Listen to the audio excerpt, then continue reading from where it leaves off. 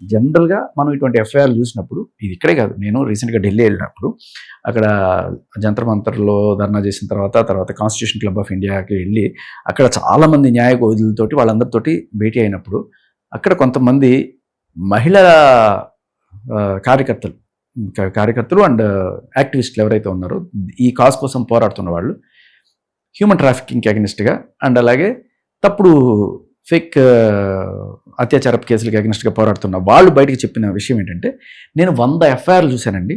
ఈ 100 ఎఫ్ఐఆర్లో ఈ అమ్మాయి అబ్బాయితో లేచిపోద్ది, తర్వాత వచ్చి వాళ్ళ ఇంట్లో వాళ్ళు ఏదో ఒకటి తీసుకొస్తారు, ఆ ఇంట్లో వాళ్ళు వచ్చి కేసు పెడతారు ఈ అబ్బాయి మీద.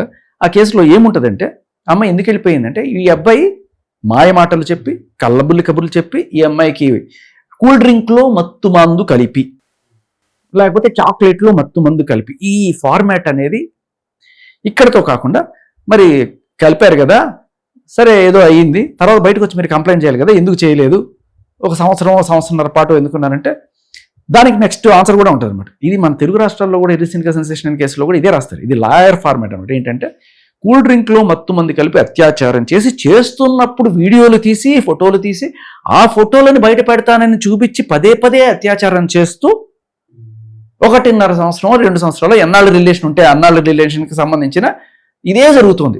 5 ఏళ్ళు లవ్లో ఉంటారబ్బా. నీకు కొన్ని చూపిస్తా, ఆనీరు చూపించడానికి కాదు, బట్ నువ్వు చూపించి ఇది చాక్లెట్లు బిస్కెట్లు ఇచ్చి దాంట్లో మత్తు మంది కలిపిన ఇదే, లేకపోతే ఇష్టపూర్వకంగా ఉన్న రిలేషన్షిప్పా, నువ్వే చెప్పు నాకు.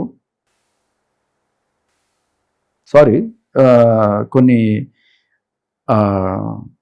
ప్రైవసీ కారణాల దృష్ట్యా మనం ఇది మీడియాకి పబ్లిక్కి చూపించాలని నాకు లేదు. ఎందుకంటే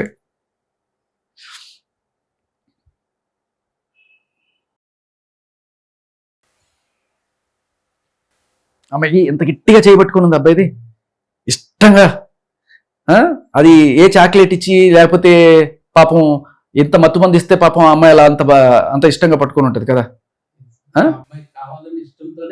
కనబడుతుంది కదా.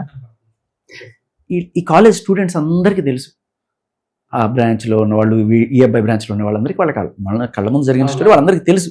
ఇదేంట్రా బాబు ఈ వింత ఏంటని చెప్పి షాక్ అవుతున్నారు. అండ్ బలవంతంగా ఇరికించిన దానికి వాళ్ళు చాలా రెబల్ అవుతున్నారు. కానీ వాళ్ళ పేరెంట్స్ ఒత్తిడి వల్ల చాలామంది బయటకు వచ్చి చెప్పలేకపోతున్నారు. కానీ చూడు, ఆ అబ్బాయి బెదిరించాడా లేకపోతే ఈవిడ బెదిరిస్తుందా? ఇవన్నీ కూడా ఏమవుతుందంటే కేసు పెట్టిన వెంటనే అబ్బాయి ఫోను ల్యాప్టాప్ సీజ్ చేసేసారు. సో ఆ అబ్బాయి దాంట్లో ఉన్నవి ఏమన్నా సరే సాక్ష్యాలు ఏమన్నా కూడా బయటకు వచ్చే ఛాన్సే లేదు. ఇప్పుడు రావు కదా అని పోలీసులు కానీ లేకపోతే ఎవరన్నా కానీ భ్రమపడితే అది వాళ్ళ